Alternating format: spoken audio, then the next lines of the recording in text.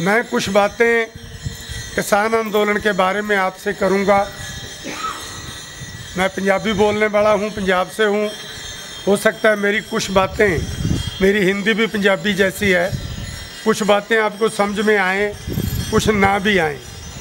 पर हमारी किसानों की, मज़दूरों की, क्योंकि समस्याएं एक सी हैं, क्योंकि मामले एक से हैं, मांगें वही हैं सारे देश में, तो मैं सोचता हूं कि कई बातें आप ज़रूर समझ लेंगे उनमें से।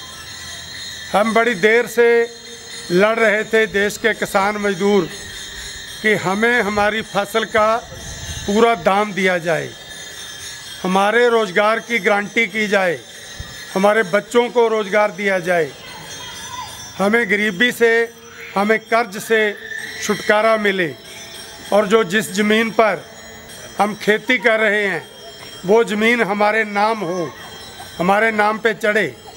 हम इन मांगों को लेकर बड़े लंबे अरसे से संघर्ष करते आ रहे हैं। और हमारी मांग थी कि जो डॉक्टर स्वामीनाथन कमीशन ने एक रिपोर्ट दी थी, वो सरकार का कमीशन था।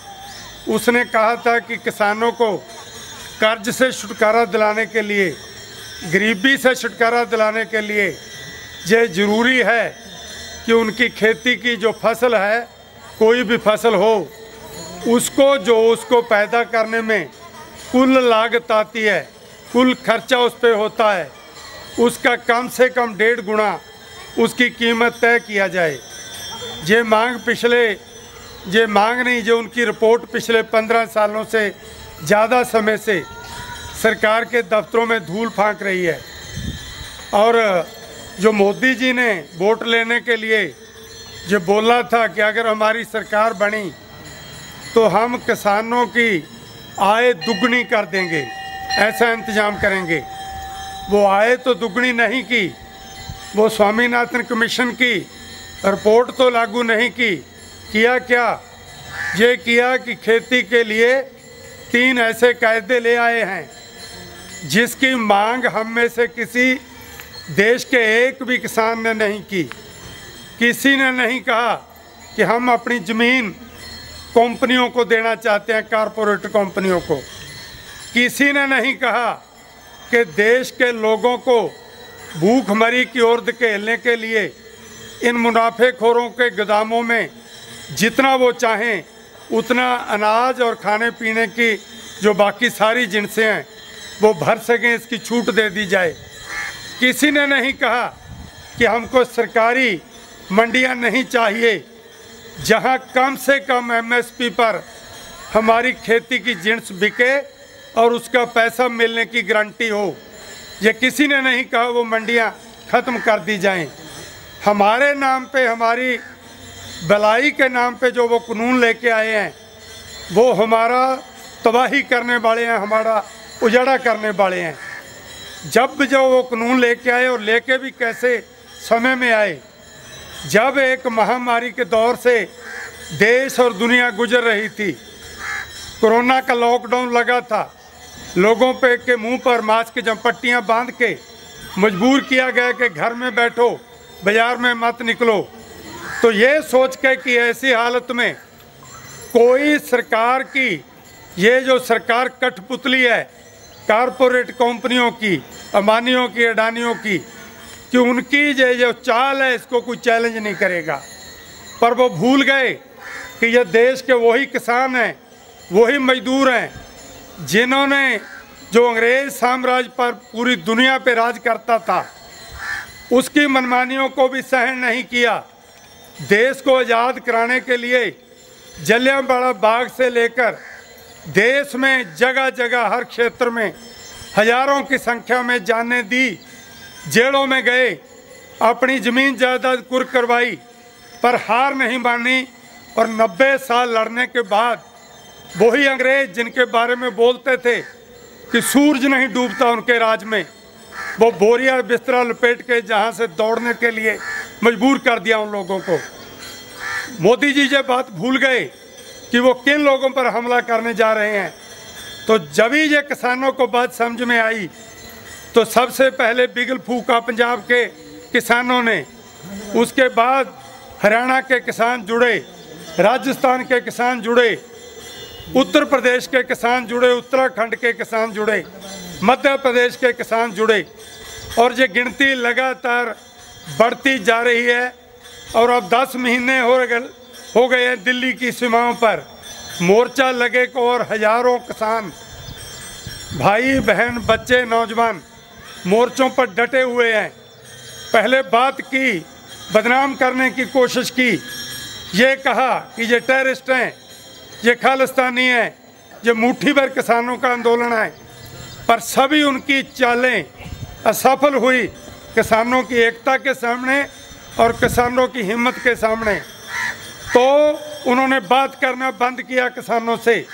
ये सोचा कि जब बात नहीं करेंगे तो ये लोग यूं ही थक हार के भूखे उठ के चले जाएंगे, हार मान के चले जाएंगे। पर वो भूल गए कि किसान फसल बोता है और महीनों तक उसके पकने की उम्मीद करता है, काम करता है उसके लिए, और कई बार फसल बर्बाद हो जाती है सूखे से, बीमारियों से। फिर भी किसान हार नहीं मानता, अगली फसल बोता है और अगली फसल के पकने की उड़ीक करता है। तो ऐसे किसान ऐसी चालों से हार मान के उठने वाले नहीं हैं, वो डटे हुए हैं। और डटने का नतीजा है कि वो आंदोलन जो एक कोने से शुरू हुआ था, आज आप देखिए कि कैसे इस यात्रा के माध्यम से ये महाराष्ट्र के छोटे छोटे गांवों में, छोटे छोटे कस्बों में, हर जगह वो फैल रहा है। आप सारे लोग उसी आंदोलन के, उसी जंग के सिपाही बन गए हैं, क्योंकि ये जंग किसी दूसरे की जंग नहीं, ये बीजेपी को हरा के किसी और पूंजीवादी पार्टी को सत्ता पे भेजने की जंग नहीं। ये जंग है हमारी ज़मीनों की, हमारी रोजी रोजगार की रक्षा के लिए। और ये जंग हमको जीतना है, जितनी भी कुर्बानियाँ देनी पड़े, जितना भी लंबा लड़ना पड़े, कुछ भी करना पड़े, क्योंकि ये हमारे भविष्य का सवाल है, हमारे बाल बच्चों की आने वाली पीढ़ियों के गुजारे का सवाल है। ये जंग, इस जंग में हम पीछे नहीं हट सकते। जहाँ तक पुलिस की बात है और ऐसी बाधाओं की बात है जो सरकार खड़ी करती है, वो डरती है आपकी इस एकता से।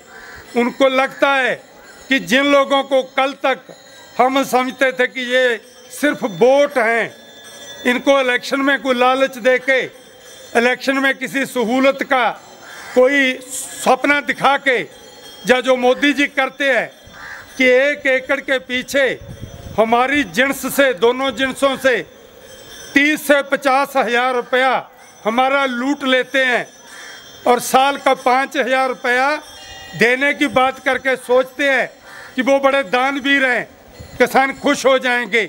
हमको लूट के 1 रुपया हमारा लूट के 5 पैसे हमारे हाथ पर धर के वो सोचते हैं कि हम खुश हो जाएंगे। नहीं, अब किसान ऐसा इन बातों के चक्कर में आने वाला नहीं है, अब गुमराह होने वाला नहीं है। और पुलिस से, जेलों से, पुलिस केसों से हम डरने वाले भी नहीं हैं। दिल्ली की सीमाओं पर बहुत केस बने हैं, सारे किसान लीडरों के ऊपर 50-50 केस लगे हैं। और हम ये मानते हैं हमारी लड़ाई किसी पुलिस से नहीं है, हमारी लड़ाई किसी नीचे के अधिकारी से नहीं है, हमारी लड़ाई सीधी कारपोरेट कंपनियों के दलालों से है, मोदी अमित शाह से है। और जो पुलिस के, जो फौज के सैनिक हैं, वो हमारे किसानों मजदूरों के बेटे हैं, हमारे बच्चे हैं। अगर जय जवान जय किसान कहा जाता था, तो जो किसान लड़ाई के मैदान में हैं, तो हमारे बच्चे जो पुलिस फौज में हैं वो हमारे साथ हैं, बेशक वो वर्दी पहने हो। ये बात मैं यूं ही नहीं कह रहा। पंजाब से जब हम चले थे ट्रैक्टर ट्रालियां लेकर, तो जगह जगह हरियाणा की सरकार ने बैरिकेड लगाए थे, बहुत बड़ी संख्या में पुलिस लगाई थी, बड़े बड़े पत्थर लगाए थे। जगह जगह उनसे टकराते हुए हम दिल्ली पहुंचे, लाखों की संख्या में हजारों ट्रैक्टर हर सड़क से गुजरे, सब बैरिकेड तोड़े गए। 2 दिन पूरा घमासान रहा सड़कों पे। और आप ये हैरान होंगे कि ना पुलिस की गोली से एक भी किसान मरा और ना किसानों की लाठी से या किसानों की ओर से चले किसी पत्थर से कोई पुलिस का एक भी जवान मरा, क्योंकि अंदर से हम दोनों समझते थे कि लड़ाई हमारी नहीं है, हमको आपस में नहीं लड़ना। हमने किसानों को कहा कि पुलिस वालों की ओर आप कुछ ऐसा नहीं करेंगे कि उनको चोट आए, क्योंकि वो हमारे लोग हैं। और पुलिस वाले भी समझते थे कि ऑफिसर हुक्म भी दें तो हम अपने बाप, अपने दादा, अपने चाचा, अपने भाई पर गोली नहीं चला सकते। इसलिए जो एकता थी उसके चलते बेशक घमासान रहा पर कोई नुकसान नहीं हुआ। दिल्ली की सीमाओं पर कोई नुकसान नहीं। पुलिस लगातार रहती है हमारे साथ, शाम को लंगरों में खाना खाती है, हमारे साथ बात करती है। जब यूनिफॉर्म में नहीं रहते तो बोलते हैं कि बिल्कुल ठीक लड़ाई है, हम भी कल को आज हैं, ड्यूटी पे हैं, कल को रिटायर होंगे तो हमको भी यही कुछ करना है जो आज किसान संघर्ष का में शामिल लोग कर रहे हैं। इसलिए इस लड़ाई को पूरा शांतिपूर्ण रखना है, इस लड़ाई को बड़ी से बड़ी एकता बनाकर रखना है और इस लड़ाई को फोकस रखना है मोदी सरकार के खिलाफ। जो सरकार कारपोरेटरों की सरकार है, जनतंत्र की सरकार नहीं है, लोकतंत्र की सरकार नहीं है। लोकतंत्र की कोई सरकार होती तो अपनी जनता की बात सुनती, अपने किसानों मजदूरों की बात सुनती। उन्होंने जो भी वादा किया था उसका उल्टा किया। आज वो हमारे बच्चों के हाथ से, कभी डॉक्टर अंबेडकर जी ने कहा था कि पढ़ो, जुड़ो और संघर्ष करो, क्योंकि पढ़ने के बिना आपको ज्ञान नहीं आ सकता, ज्ञान के बिना आप संगठित नहीं हो सकते, संगठित होने के बिना आप अपने हक के लिए लड़ाई नहीं लड़ सकते। तो आज वो वही शिक्षा जो जिस समय हमारे बच्चे पढ़ सकते थे वो प्राइवेट कंपनियों के हाथों में देके हमारे हाथों से शिक्षा छीन रहे हैं। पहले कभी था कि गरीब लोग नहीं पढ़ सकते, अब वो ये नहीं कह सकते क्योंकि डॉक्टर अंबेडकर संविधान में दर्ज कर गए कि जाति धर्म के भेद पे किसी को आप पढ़ने लिखने से, नौकरी करने से नहीं रोक सकते, बल्कि गरीब लोगों को, दलितों को, उनको अलग से रिजर्वेशन मिलेगी। पर इन लोगों ने क्या किया कि शिक्षा को इतना महंगा कर दो कि गरीब लोगों के बुत्ते से बाहर हो जाए। ऐसे ही हमारे पास से वो इलाज छीन रहे हैं। गांव की डिस्पेंसरियां और छोटे कस्बों के हॉस्पिटल, जिला सत्र के हॉस्पिटल, सब एक बोलिए कि वो एक पर्ची काटने के लायक रह गए हैं कि इसको किसी और बड़े हॉस्पिटल में ले जाओ। और बड़े हॉस्पिटल में क्या होता है आपने कोरोना में देख लिया, कोई दवा नहीं है कोरोना की, कोई इलाज नहीं है कोरोना का, फिर भी आदमी, हमारा मरीज भी मरेगा और वो 5 से लेकर 10 लाख रुपया भी वसूल करेंगे हमसे, उसकी मौत का भी वसूल करेंगे पैसा। तो ये भी वो कर रहे हैं। हर चीज़, ट्रांसपोर्ट हो तो लास्ट में खेती बची थी। जिस कोरोना में 10 करोड़ लोग इंडस्ट्री ने, आईटी सेक्टर ने, सभी कंपनियों ने उनको निकाल दिया, ये कह दिया कि हमारे कारखाने बंद हैं। वो भूखे मरते कहाँ की ओर चले थे? गांव की ओर, क्योंकि गांव में एक आशा थी कि अपना एक घर है, बेशक जितना मर्जी वो छोटा हो, कच्चा हो, कैसा भी हो, और गांव में भूखे नहीं मरेंगे, खेती से कम खाने को मिल जाएगा, पेट भरने को मिल जाएगा। वही खेती जो आखिरी उम्मीद है इस देश के लोगों की, उसी खेती को अब मोदी कारपोरेट कंपनियों के हाथों में देने जा रहे थे इन कानूनों के जरिए। क्यों? क्योंकि 18 लाख करोड़ रुपए का सालाना का कारोबार है, खुराक की चीज़ों का, फूड कारोबार जिसको बोलते हैं।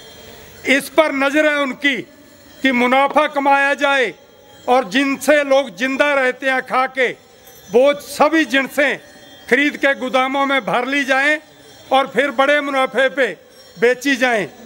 वो बेशक धान हो, गेहूं हो, चावल, आलू हो, प्याज हो, सबके साथ ऐसा है, 2 रुपए किलो खरीदो और 50 से 80 रुपए किलो प्याज बेचो। आलूओं के साथ भी यही करो। तो ऐसी हालत में वो जो खेती को उनके हवाले करने जा रहे हैं, किसान और मजदूर अड़ गए हैं कि अब ये कायदे नहीं वापस नहीं होंगे तो मोदी की सरकार की गद्दी छीन ली जाएगी जनता की ओर से। बंगाल में उनको हराया है, यूपी में हराया है, अब यूपी असेंबली में हराएंगे। ये लड़ाई लगातार बढ़ती जा रही है, फैलती जा रही है। आप लोगों से विनती है कि डट के इस लड़ाई को, जिन गांवों तक ये यात्रा नहीं जा सकी वहां इसका संदेश लेकर आप जाएंगे। किसान संगठनों को, मजदूर संगठनों को मजबूत करेंगे। मनरेगा का काम चले, 600 रुपया दिहाड़ी मिले, हम भूख से बचें और ये एक मजबूत संगठन बना के उसके लिए चंदा इकट्ठा करें, राशन इकट्ठा करें और इस मोर्चे को मजबूत करें। दिल्ली पर भी हर जिला में, हर प्रांत में उस मोर्चे को इतना मजबूत करें कि अगर उससे पहले मान जाए तो ठीक है, नहीं तो 2024 तक भी आंदोलन, अगली लोकसभा इलेक्शन तक भी लड़ना पड़ा हम लड़ेंगे, क्योंकि हमने एक प्रण किया है कि कानून वापसी नहीं तो घर वापसी नहीं। जितनी देर भी बैठना है डटे रहेंगे वहाँ पे। उम्मीद करता हूँ कि आप लोग भी इस लड़ाई में डट के बहादुरी से संगठित होके लड़ेंगे, जीतेंगे। अंत में मैं 2 नारे लगाऊंगा, लड़ेंगे जीतेंगे, लड़ेंगे जीतेंगे, सत्य की जय, सत्य की जय। धन्यवाद। इनकलाब, इनकलाब। हम